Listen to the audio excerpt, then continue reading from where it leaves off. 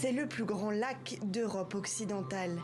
Près de 600 km² d'étendue d'eau cristalline entre la Suisse et la France, dominée par les monts alpins. Mais derrière ce paysage de carte postale, le lac Léman cache une autre réalité. Ah, on voit là une petite particule verte, c'est probablement un plastique. Cela fait plus de 10 ans que l'ONG Ocean Eye scrute minutieusement les eaux du lac.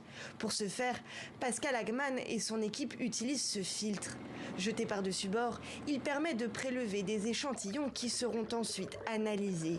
Malheureusement, Pascal ne se fait pas d'illusions.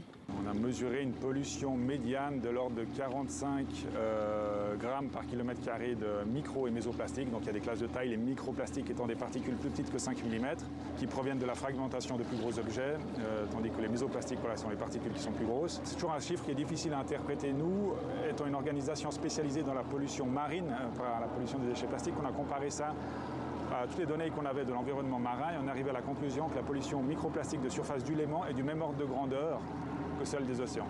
De retour sur la terre ferme, l'heure est à l'analyse des échantillons. Et il ne faut pas chercher beaucoup pour trouver les premiers résidus de plastique. On estime, selon différentes études, notamment une qui a été publiée par un scientifique qui s'appelle Julien Boucher, que la masse de plastique qui se trouve dans le Léman serait de l'ordre de 600 tonnes, avec un flux annuel qui rentre dans le Léman de l'ordre de 50 tonnes par an. Les sources principales seraient d'abord les résidus de pneus. Donc l'abrasion des pneus fait qu'on perd des petites particules de plastique. La deuxième source, ça serait principalement l'emballage alimentaire qui est dispersé via le littering. Il y a toute une partie de ces déchets plastiques qui sont perdus par des incivilités, des gens qui ne mettent pas les déchets à la poubelle, qui les jettent dans l'environnement ou des débordements de poubelles. Et ces déchets plastiques, on peut les retrouver dans le Léman. Ces plastiques pourraient mettre plusieurs centaines d'années à se détériorer.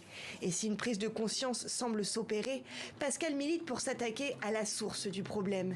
Il s'inquiète en effet de voir la production de plastique en constante augmentation. Selon lui, nous pourrions produire 1 milliard de tonnes de plastique par an dans les 10 prochaines années. C'est plus du double de ce que nous produisons aujourd'hui.